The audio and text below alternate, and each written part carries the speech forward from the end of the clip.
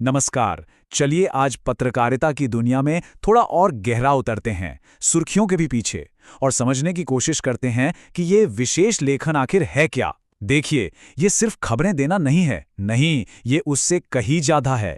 ये तो किसी भी सब्जेक्ट, किसी भी विषय की आत्मा तक पहुंचने का एक हुनर है। तो शुरू करें।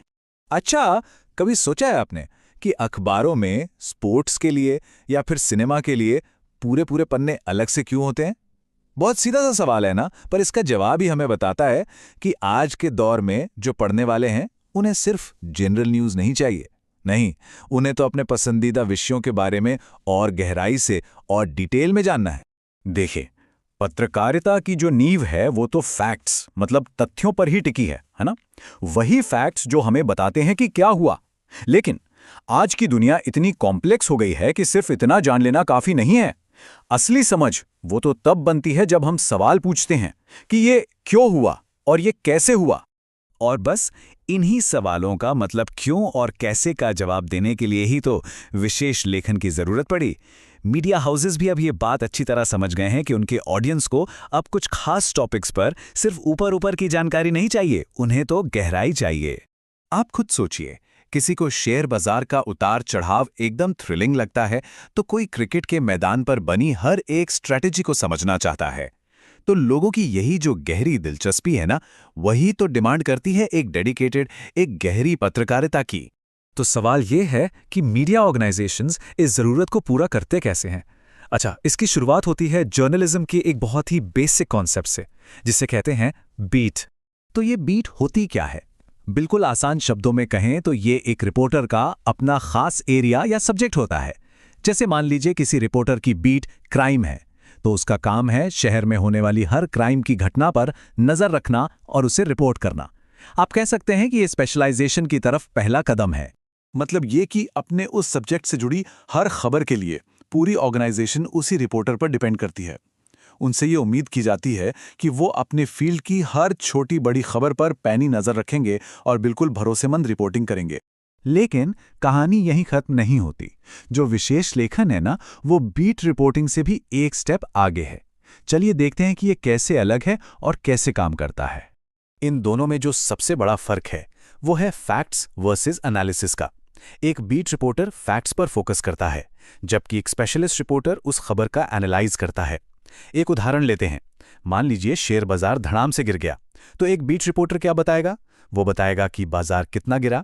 लेकिन एक विशेषज्ञ रिपोर्टर वो ये समझाने की कोशिश करेगा कि यह गिरावट आई क्यों और इसका हम आप जैसे आम इन्वेस्टर्स पर क्या असर पड़ेगा।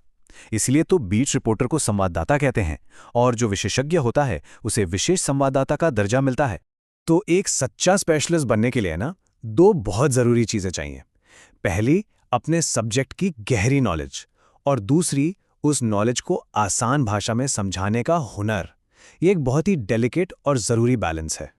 और हाँ, स्पेशलाइजेशन की एक और पहचान होती है, उसकी अपनी भाषा। हर स्पेशल फील्ड की अपनी एक वोकैबुलरी, अपनी एक शब्दावली होती है। जैसे ये हेडलाइन देखिए, सोने में भारी उछाल, चांदी लुढ़की।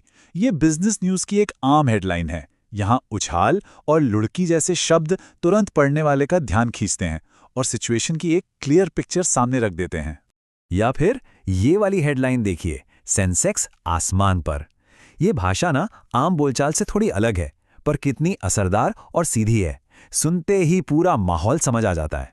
तो एक स्पेशलिस्ट राइटर को सिर्फ इन टेक्निकल शब्दों का मतलब पता होना ही काफ़ी नहीं है, बल्कि उसके अंदर इन्हें अपने रीडर्स के लिए आसान बनाने की काबिलियत भी होनी चाहिए। चाहे वो इकोनॉमी के तेजड़िए और मंदड़िए जैसे शब्द हों, या फिर एनवायरनमेंट से जुड़े ग्लोबल वार्मिंग और टॉक्सिक कचरा जैसे टर्म्स। तो अब सवाल ये उठता है कि किसी भी फील्ड में ये एक्सपर्टाइज, ये विशेषज्ञता आखिर हासिल कैसे की जाए। देखिए, इसका कोई शॉर्टकट तो है नहीं, लेकिन हाँ, एक क्लियर रास्ता ज़रूर है। सबसे पहली और ज़रूरी चीज़ है, उस सब्जेक्ट में आपका जेन्युइन इंटरेस्ट होना चाहिए, मज़ा आना चाहिए। उसके बाद आती है फॉर्मल एजुकेशन, फिर लगातार पढ़ना, रिसर्च करना और उस फील्ड के लोगों से अपना एक नेटवर्क बनाना।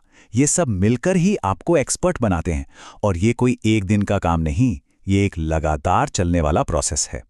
और अगर आप देखें तो आज के समय में स्पेशलिस्ट लोगों की मांग लगभग हर फील्ड में है।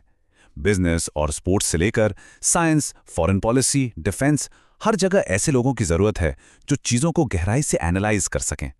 तो आज के दौर का मंत्र एकदम साफ है। वो कहावत है ना, jack of all trades master of none. मतलब हर चीज का थोड़ा थोड़ा ज्ञान रखने वाला। उसकी बजाय मास्टर ऑफ वन बनिए, यानी किसी एक चीज में महारत हासिल कीजिए। क्योंकि सच तो ये है कि आज के समय में गहराई की वैल्यू ऊपर ऊपर की जानकारी से कहीं ज्यादा है। और आखिर में एक सवाल जिस पर सोचा जा सकता है, आज के इस इंफॉर्मेशन के महासागर में जहां हर सब्जेक्ट पर इतना सारा डेटा मौजूद है, वो कौन सा एक ऐसा फील्ड होगा जिसमें मास्टर बनना सबसे ज्यादा मायने रखेगा? ये सोचने